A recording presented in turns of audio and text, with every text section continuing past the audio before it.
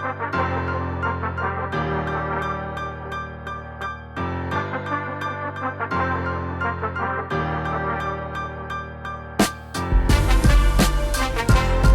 episode of the Central Valley Music Educators Podcast is sponsored by Kings County Trophy and Engraving in Hanford.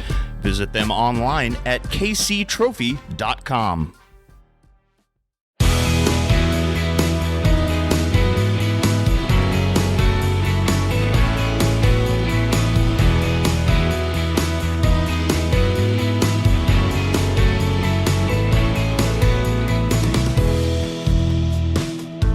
Welcome to the Central Valley Music Educators Podcast. I'm your host, Rob Bentley.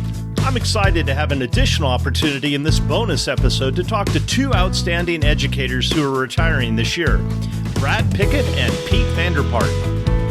You can follow the podcast on Apple, Spotify, Amazon, Google, YouTube, or wherever you download your favorite shows. You can also listen on our website at cvmepodcast.com. Well, I've had such a great time talking with retiring educators lately. Next up in our series is Brad Pickett. Brad is retiring from the Panama Buena Vista Union School District at Earl Warren Junior High School in Bakersfield. How you doing, Brad? I'm fine, Rob. How are you tonight? Doing awesome. Hey, I know you're really excited about your retirement, but I thought, for those of our listeners who don't know you as well, I thought it would be interesting to ask you a few questions. So we'll get started with where it all started. How did you get your start in music? Well, actually, it was back in 1968 when I decided to take up the trumpet. Around that time, Herb Alpert and the Tijuana Brass were all the rage, and I loved their music as a kid, and I just wanted nothing else but to play the trumpet. So in the fall of 68, in fifth grade, I took up the trumpet, and it came pretty naturally, and I played it, obviously, through elementary, through junior high, through high school. And then I decided to become a music major and a music education major at that, with my major instrument as trumpet. So my trumpet has been a central part of my life for over 50 years, and it's what kind of got me jump-started into the profession and what got me going in the first place. And music's always been fun for me, and then as I got older, I just wanted to get into teaching. That's great. Did you grow up in a musical family? More or less. I think I might have been, I took it the farthest, but my late brother played organ at our church. My sister's a singer. And my late parents were also singers to some degree. But I would say my brother, sister, and I were the more musical. And again, I'm the one that made a career out of it. My sister is a teacher, a college professor back east, and my late brother was into computers. He was, I believe, a software engineer. But there was always music in our family, and we thought it was very important. So where did you grow up? I'm a native of Massachusetts. I was born in Worcester, and I grew up in a suburb of Springfield called Wilbraham, a nice picture postcard, quintessential New England town, beautiful winters, beautiful falls, and just a lovely, lovely area to grow up in. I graduated from high school in 1976, and it was just a really nice place to grow up in. Everybody knew everybody, just one of those towns, a nice, beautiful bedroom suburb of Springfield, Mass. That's where I'm from. Awesome.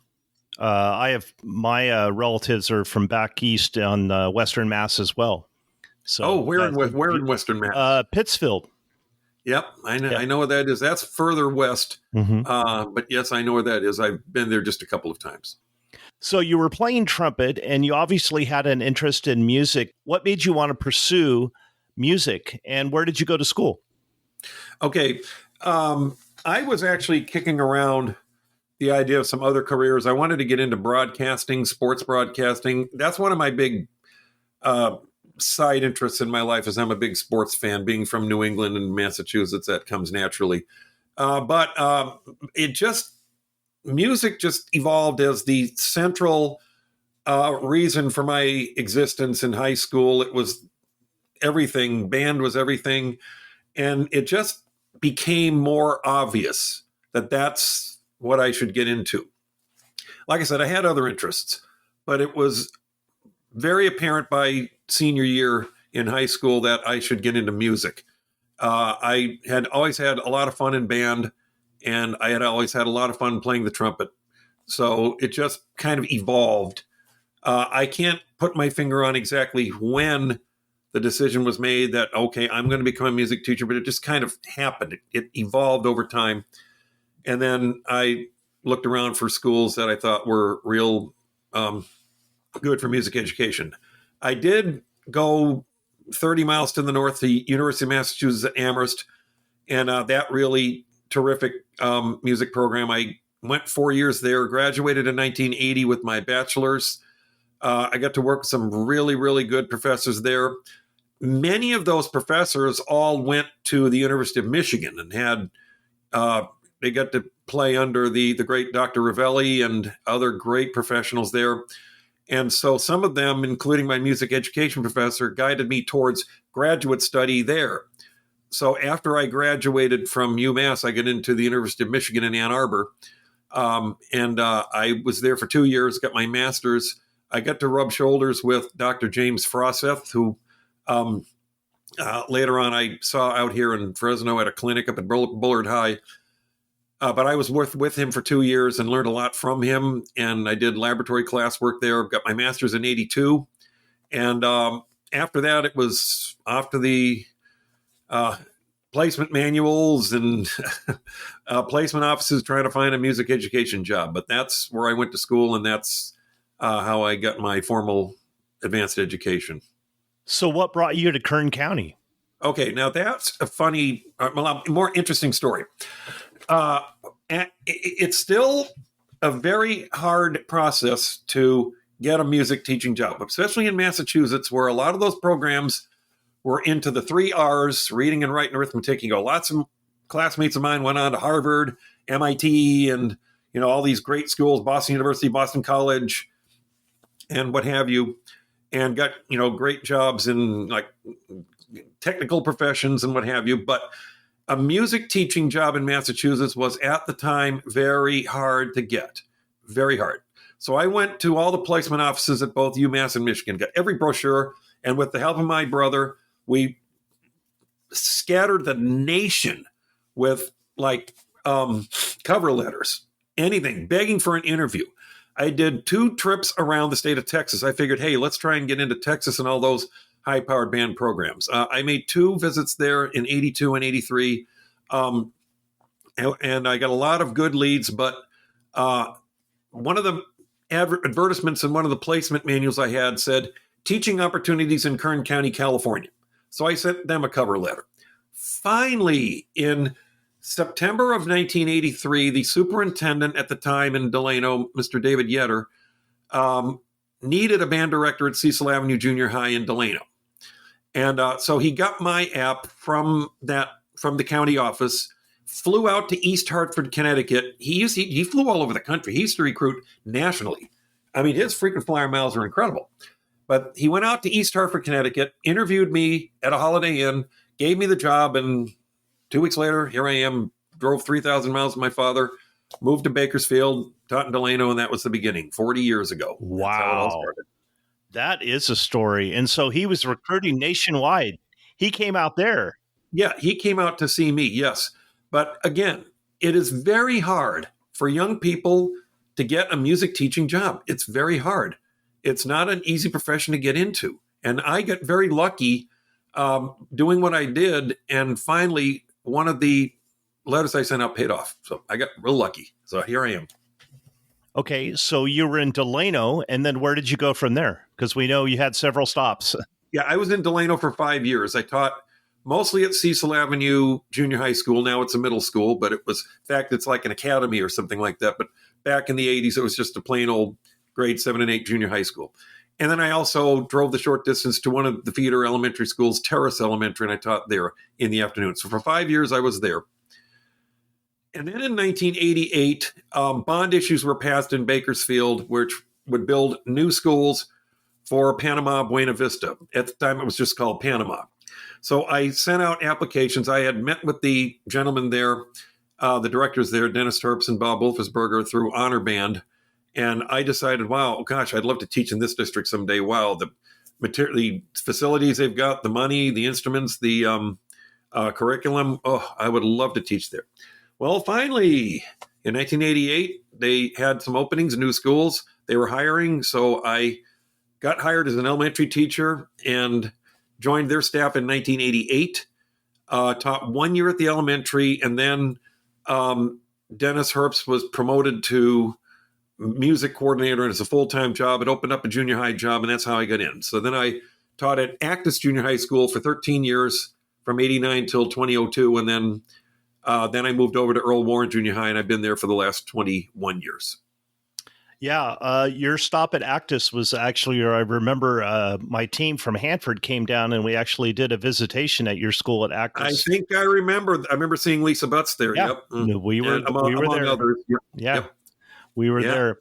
So you've been at Warren, and obviously you've done some fantastic things. I hear such great things about Earl Warren Junior High School, but do you have any especially proud moments in your career at Earl Warren or any of your other stops? Well, I've had lots of proud moments, but I prefer to deflect that to my students. I'm the one that stands in front of them and directs them and, teaches them, but they've still got to go out and perform. And when they go out and perform and do everything I've told them to do, that every time that happens is a sense of pride for me. But if you'd like to point out one single instance, I think we just have to go back a couple of years to when this global pandemic broke out, schools closed, and distance learning came in. And then this group of seventh graders that came out in the fall of 2020, I had to get to know them through a computer.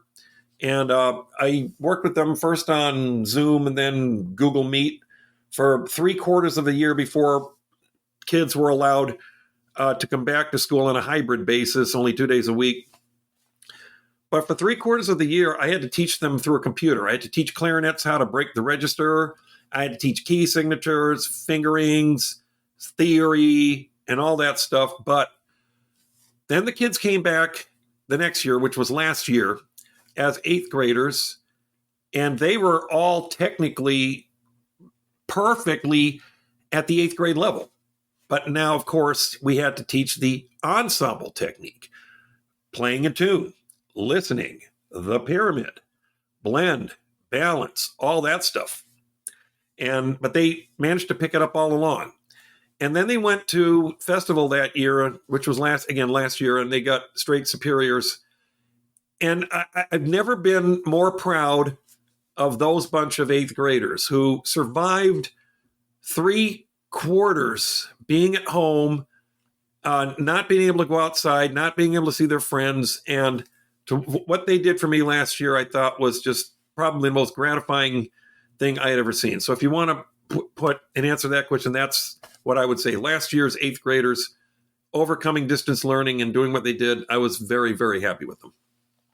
Yeah, definitely a challenging time. I was there as well, and it definitely presented some unique challenges that we had to learn as we went. And congratulations, kudos to your kids for doing that. So obviously, COVID was a particularly challenging time. Can you think of another time in your career that something that was just really challenging that you had to overcome, or maybe you had to help your students through a difficult situation? Not anything to the degree of COVID. I think I've been pretty fortunate in Panama, Buena Vista, where we've been lucky in that the good times usually roll. And, we have things here and there that happen, but I don't really recall anything that's jarring as the pandemic. I have to say, Rob, that I've been really blessed landing into a school district that I did with so many great colleagues. It's such a great curriculum that we have, a performance docket, and how well it was run and maintained over the years. I just off the top of my head, Rob, I can't right off the bat think of anything more trying than just these last 3 years. I really can't. I've been very lucky. I teach in a great school district, And I'm very fortunate to have had great colleagues, great students, and great assistants and resources at my avail to where I've had many, many good years of just smooth sailing. It's just, I can't put my finger on anything except this pandemic and this global good thing. pandemic. I mean, this distance learning. That's it. That's the toughest challenge. And I can speak for all my colleagues that I've ever had to face. I mean, teaching from here in this very office, this used to be a classroom, Rob. I mean, my daughter's a math teacher at a local high school, her upstairs bedroom, classroom. I mean, shooting videos here and stuff. No, there's no comparison. That was the biggest challenge in my career was these last 3 years. So let's talk about some fun stuff now. You ready? I happen to know that you love to travel. You love to take your kids places. And I know that your spring trip is always a highlight of the year. I know that you've taken trips to Disneyland, Knott's Berry Farm. Tell us a little bit about your philosophy of taking kids out and performing out in the community. Okay. Most of our performances are, of course, here in Kern County. We do 2 parades in downtown Bakersfield, one for Veterans Day and one of the local Christmas parades. And then we do our big performances at the Mechanics Bank Theater downtown for our Panama Buena Vista District Music Festival, the junior high festival, where like 800 kids perform at the same time. All the bands and the choral kids and the orchestra kids, which is a huge postcard for our district. And then going to festival. But yeah, the merit trips at the end of the year. For many years, we went to Disneyland, and then now recently we've started going to Knott's Berry Farm. And those trips, of course, are, kids look forward to them. I think as long as you make them understand it is tied in with a musical performance. Yeah, of course you're going to enjoy the amusement part. But when you throw in performing at a world-class venue, like all those years we went to Disneyland and did those parades down Main Street, USA, for a kid who grew up in Massachusetts, that was a big thrill for me to perform at Disneyland. I mean, watching it on TV when I was a little kid back east and then actually performing there, big thrill. Now, Knott's Berry Farm isn't as well known as Disneyland, but lately it's been a less expensive and less stressful option in that it's far, far less per ticket. And you play a concert, not march in a parade. And all my colleagues say, hey, Brad, you got to try Knott's Berry Farm. It's much, much, much easier, less stressful. So we've been there in each of the last 3 non-pandemic years, and we've liked it. But when you take kids on a trip like that, it also builds responsibility because there's a lot of logistics that those kids need to know. And I spell everything out for my kids, and it really helps grow them up. It gives them a sense of responsibility when they go on a trip like that. And then when they go to high school and go on all those trips, we've prepared them for it at our level. I think it's even better. They're more prepared to handle these bus rides to all the competitions that the high schools do. And then there's some high schools that do concerts way out of town and things like that. So, yeah, I mean, it's important, not just musically, but for the kids responsibility-wise as well. Totally agree. I wholeheartedly believe in travel for kids. One of the things that we like to do on the show, Brad, is there are so many new teachers in our area. And of course, you're going to be having someone trying to fill your spot there at Earl Warren Junior High School. But in generally speaking, what are some tips that you might have for new teachers, some words of advice from a seasoned educator as yourself? All right. Well, first of all, we're still dealing with the fallout from distance learning. So if you're just starting out, like, this is just for the short term, not for the long term.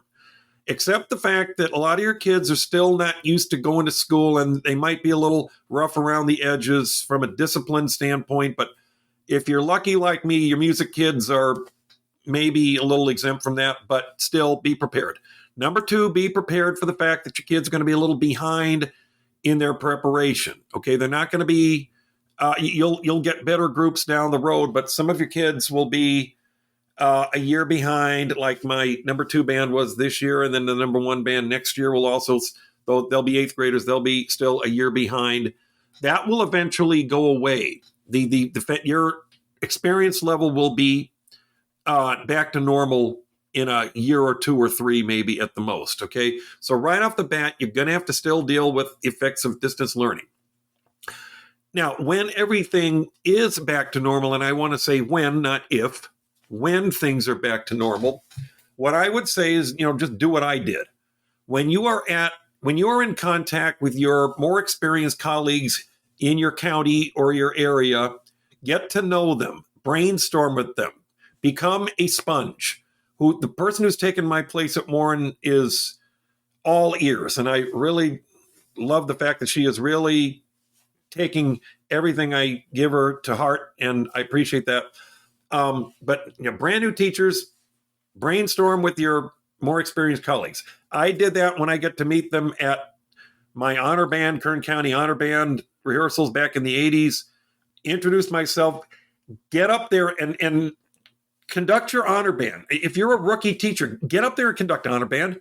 It'll be the best band you conduct all year. Get up there, get your feet wet. Don't be afraid. Right. No one's going to ridicule you for it. I did it. Mm-hmm. I mean, when I was a rookie in 84, I conducted a piece called Instant Concert.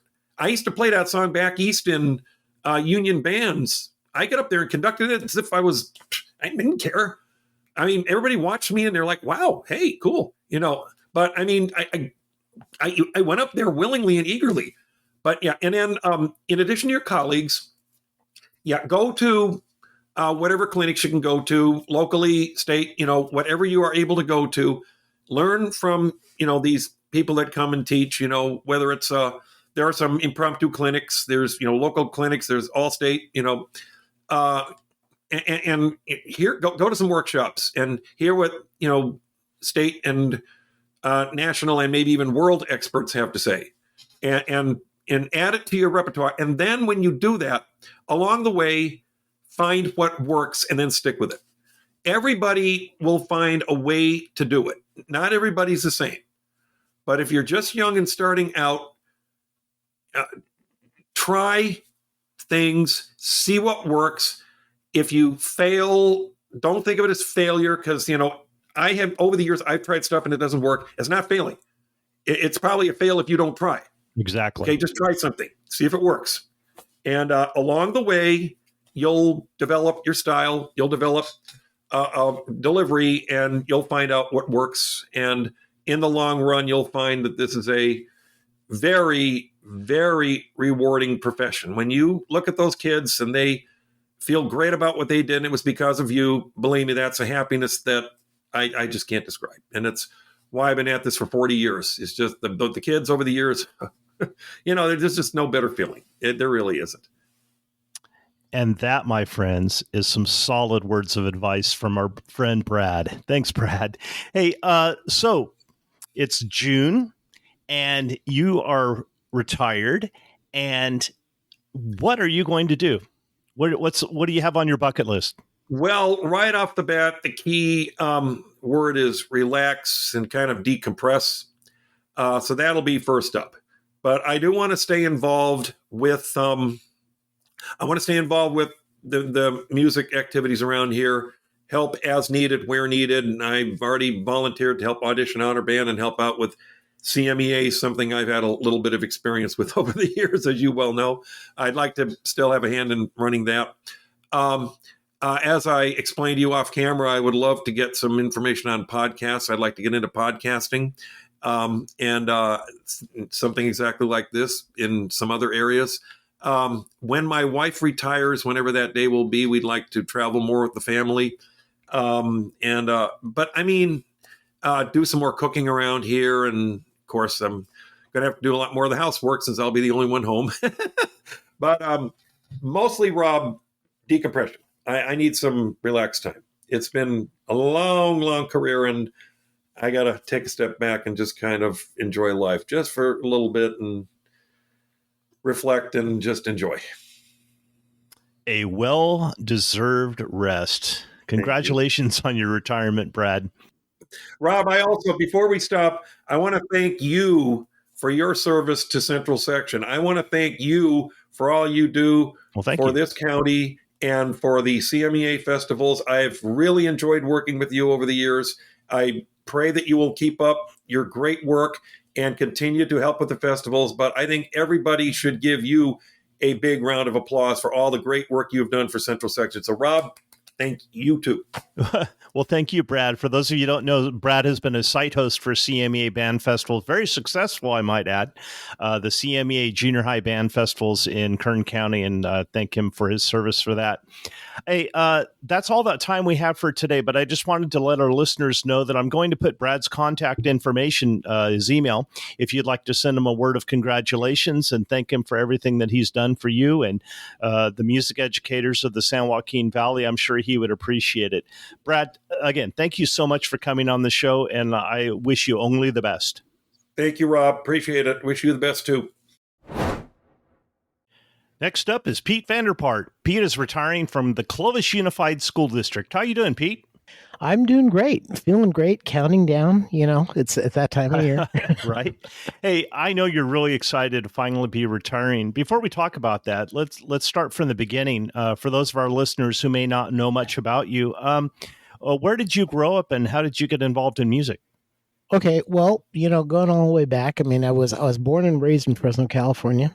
Went to Central High back in the days when it was Central Union High School, back in those days, and graduated from there in '79. And from there went to Fresno City College for about 3 years, and then went to Fresno State after that, and then graduated and played trumpet all the way through all the way throughout all those years. I feel really, really privileged in the fact that I was able to spend time with Dr. Winter and Richie Clendenin and all the older great people. I think that was like weren't you there at the time when Richie was there? A little bit later, but yeah. Weren't you?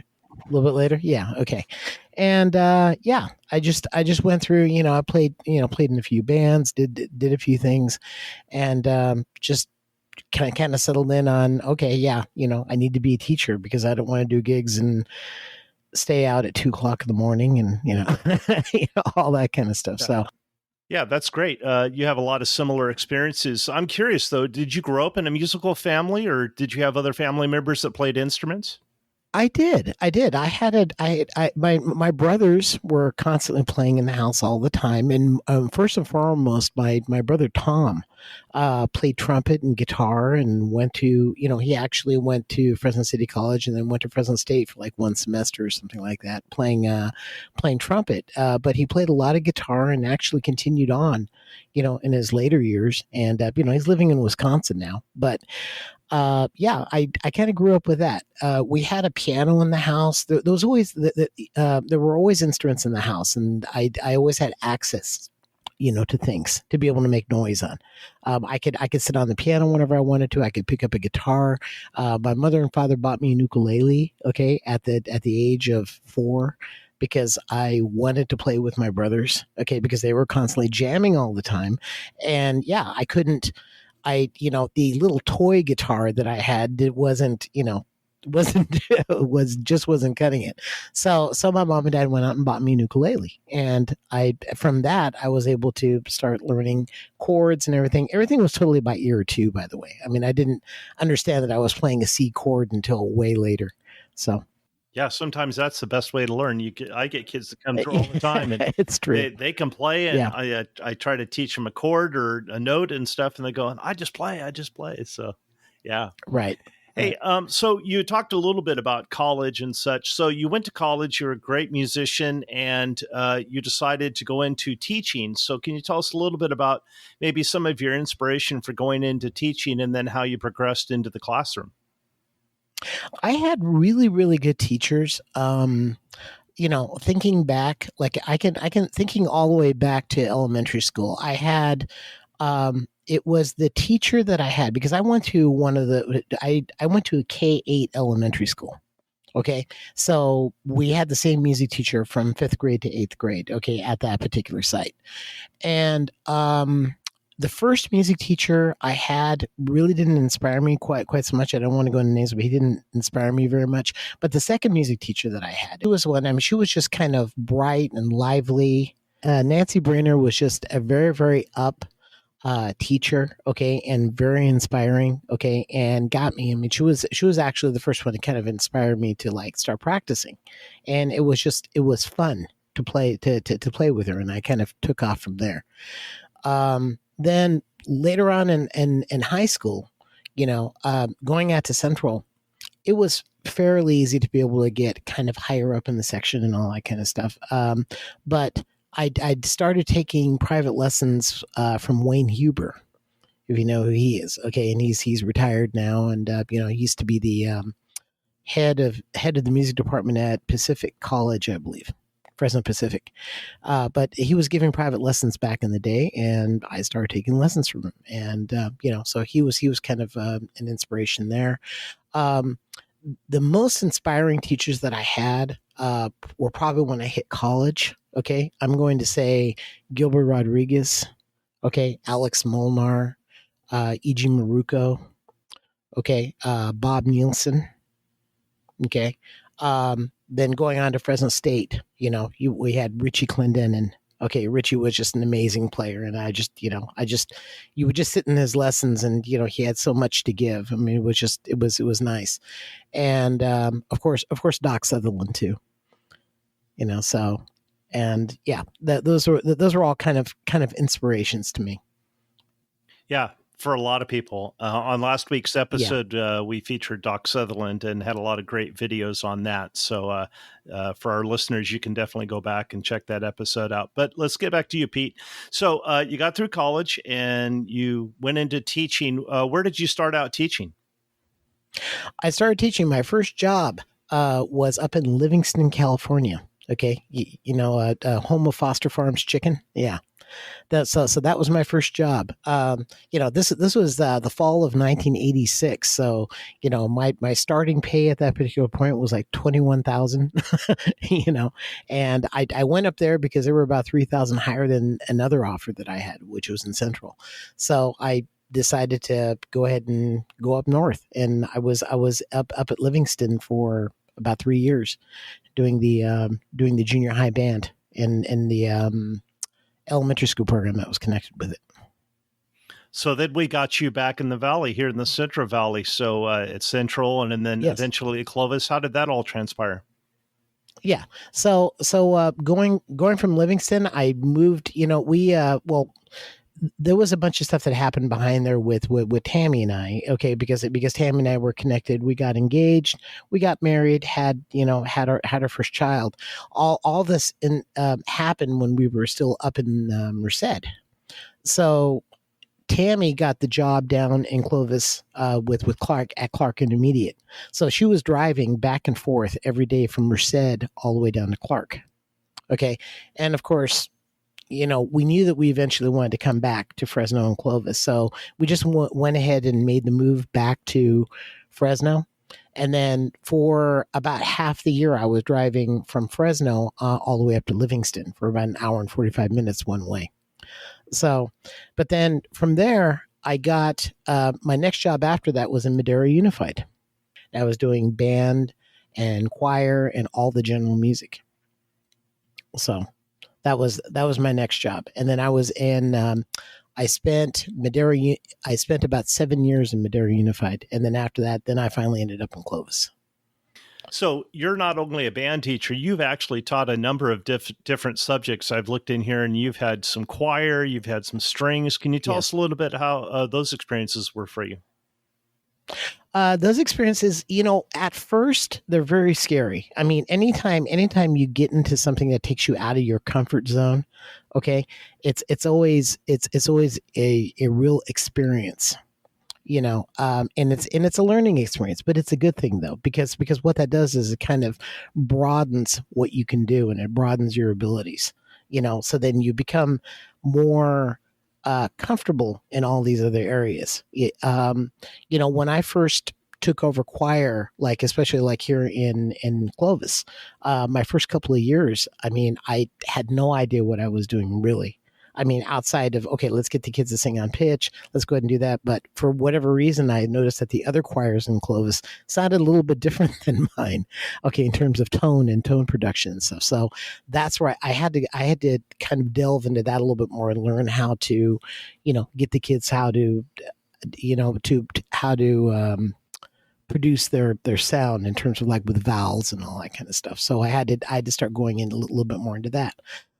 With strings, it was the same thing. It was like that when the opportunity popped up, when one of my principals in Clovis asked me to do strings, it was the same thing. I mean, it just, you kind of learned as you go. And now obviously I'm a much better string player, or not player, but a string teacher than I was, when I first started. But it's just, you learn all the pedagogies and all the things that go along with it. So one of the things I like to do on the podcast when I'm interviewing retiring teachers is I ask them to reflect back on their career and think of a particularly challenging time in the career that you overcame, or something that you had to get your students through a difficult time, something like that. Let me think here. Difficult time. Well, you know what? Just a couple of years ago, we had this pandemic COVID thing, that happened. All right.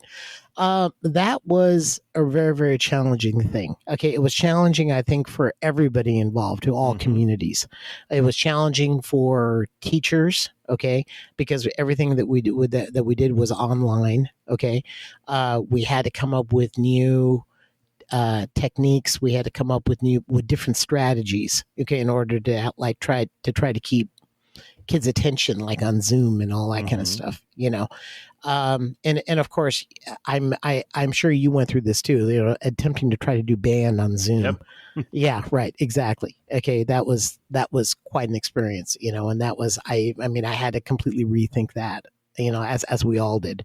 And getting the kids through that, it's just, that was something else too. I mean, it was a trying time for a lot of kids. There were a lot of kids that I think obviously would have benefited more from the in-person thing. Okay. But I think they kind of fell through the cracks. Sure. They kind of fell through the cracks because of the online. Okay. And because they just weren't able to get, connect. I mean, during that particular year, I had maybe about a tenth of the kids, their parents just kind of brought their instruments back and said, you know what, they're not even touching this. And it's just, oh, okay, well, I mean, it was what it was, at the time. So, but that, thinking back, in terms of trying times, I would think that's probably, that was probably the most, the thing that probably pops up in my most recent memory. Yeah, yours and a lot of other educators for sure. Right. I think every single retiree that I've interviewed has mentioned that as being the struggle. So let's look at the proud moments. I know you're a very humble person, but you've got to have some moments that you were like extremely proud that what you were able to accomplish with your students. I had like for instance with the choir thing. I mean, I had a couple of choirs that went through and got command performances. Okay. I remember a few festivals where we were the smallest group in our particular session, but we were the only ones that got a command.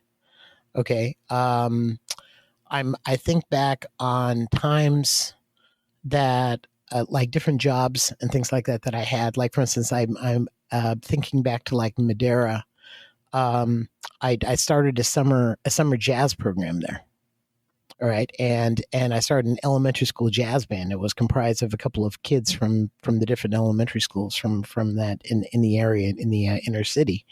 And then taking those kids on tour was a lot of fun, just things like that. Those are probably some of my proudest moments right there.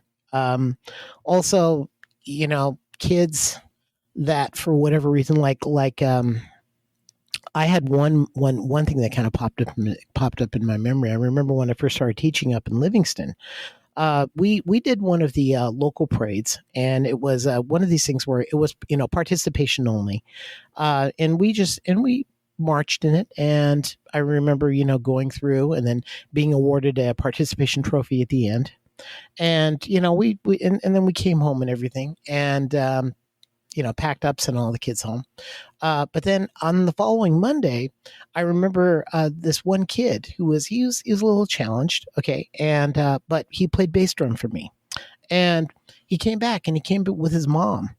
And I was wondering, well, why are you here? And he wanted to see the trophy. Okay. And he wanted to pose with the trophy.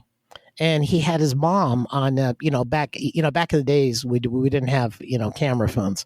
Okay, it was like one of those disposable camera things. Okay, and just took a couple of pictures and everything, and that really kind of struck me. I don't know whatever happened to that kid. I mean, that was like over 36 years ago, and obviously he's an adult now. But I mean, but that was one of those things where it was one of those moments where you have no idea how the experience touches different people in different ways. Okay. And that one thing, just marching the parade, going through, it wasn't even a competition. It was just participatory. But, to him, getting that trophy and everything was a very, very proud moment. And that was, something that he would remember. So. That's very cool. That's a very cool story. Thank you for sharing that. That's amazing. That was such a special moment for him, I'm sure. Oh, yeah. So one of the things that I really like about this podcast, I've been doing it since August, and this is actually my last episode before I take the summer off. But one of the things that I really have liked and enjoyed the most is when educators share their experiences with new educators and maybe offer words of advice to those who are jumping into the career, whether have taken all their NTI classes or their credential classes or whatever. That's one thing. But from one music teacher to another, if you could offer a few words of advice to new teachers, what are some things that you would say to them? Well, I was thinking about that because you asked me to do this thing, a couple of days ago, and it's like I was kind of running through my mind what like advice and things like that. And it's kind of an old notion of being a general music teacher and being able to do everything, because I feel like everybody that's coming out right now is very specialized.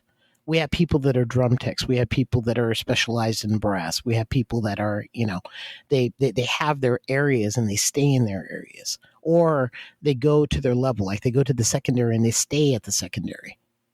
Or they just do, they do choir or whatever else like that, and they stay in the performance thing. My general advice to people, and at least to new music teachers coming out, is to like if you have a chance to broaden your horizon, do it. Okay. If you have a chance to learn something new, it's just going to make you that much more powerful, or a stronger, more complete music teacher. If you understand how the entire thing works from top to bottom, okay, or from early all the way on through the secondary, what happens in the classroom, okay, what is it? What kind of experience are you actually trying to give to the kids from first grade to third grade or fourth grade? Is it really based? I mean, are we really honestly just trying to teach them only quarter notes and half notes? Okay. Or are we trying to give them a complete experience in terms of like experiencing sound and singing together and all that kind of stuff, because it's a little bit more than that. There are a lot of directors that are out there that tend to look at things only through the lens of what they teach. Okay. And my advice to anybody would be to, get out there and learn, okay, like what happens in first grade, what happens in second grade, learn all those things. I mean, when I first started out, I had the goal of becoming I wanted the ensemble, that I wanted the championship band, I wanted to be featured at CASMIC, I wanted to be, all that kind of stuff.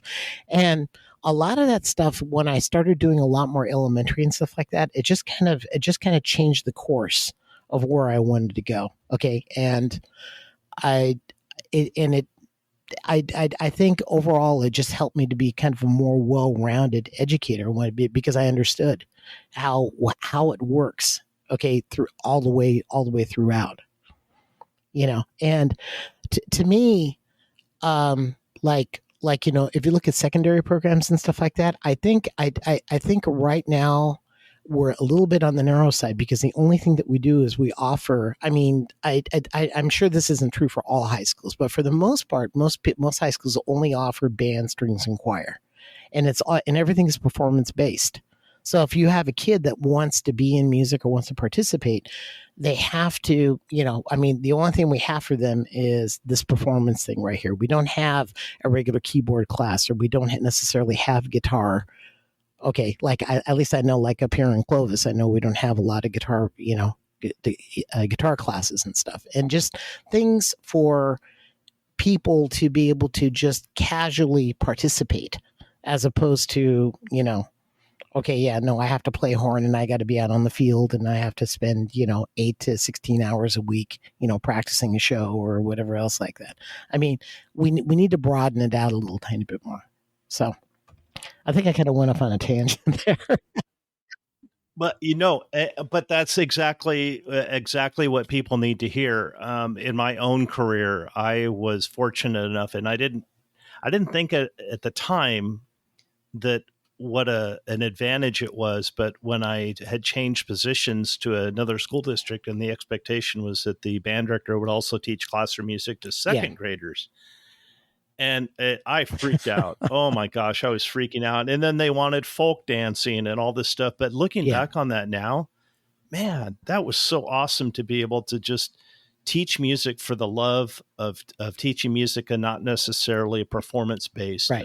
So that's a really good point that you made. I appreciate that. So you're setting down the baton, as it were, and you've got some plans, and I'm sure you and Tammy have got some things, maybe some vacations planned. What have you got on your bucket list that you want to do? Oh, no, I'm totally into the ukulele, as you well know. So I have a couple of festivals, that I'm going to be attending, like one particular one up in Reno, that's coming up in October. We're going to be doing a lot of traveling. Okay. We're going to go and visit my son in Boston, who is, by the way, moving to New York because, he got, my son Andrew plays the oboe. Oh, okay. You know that, right? And and he recently just landed a job with the New York City Ballet. So yeah, we're going to be traveling to New York quite often. That's great. Congratulations. Yeah. Thank you. So yeah, we'll be catching the Nutcracker, I think, in New York this year. So.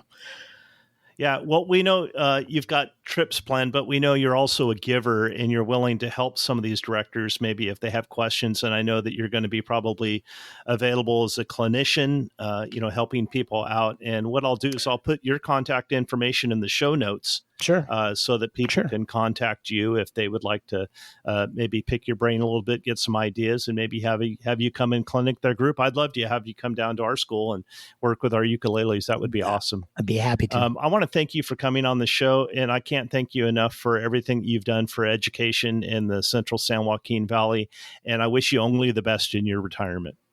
Thank you. Thank you, Rob. Thank you. Thank you very much for having me. Well, we've finally come to the end of Season 4 of the Central Valley Music Educators podcast. I'd like to thank all of you for listening and supporting this show. It's a great hobby of mine, and I really enjoy doing it, and I especially appreciate those of you who have reached out to me to tell me how much you appreciate the show. I'd like to thank Kings County Trophy and Engraving in Hanford for sponsoring this episode of the Central Valley Music Educators podcast. I'd also like to thank Ingram Band Supply, White's Music Center, and J.H. Tackett Marketing for all being sponsors of the show. I really appreciate their support. Podcasting isn't a cheap hobby, and their support is vital to me continuing. If you're interested in sponsoring a future episode of the show, or you have a show topic that you'd be interested in hearing about, please contact me at cvmepodcast@gmail.com. If you enjoyed the show, please consider leaving a review, sharing on social media, or telling a friend. For more information about the show, you can find me on Facebook, Instagram, or YouTube at Central Valley Music Educators Podcast or at CVME Podcast. And now it's time for me to take the summer off. I've got some great travel plans, and I hope you do too. I plan on resuming the show in August or September, but I need to hear from you. What did you like about the show? What ideas do you have for future episodes? Let me know, and I'll try to put together a product that benefits you. You can reach me at cvmepodcast@gmail.com. Have a fantastic summer.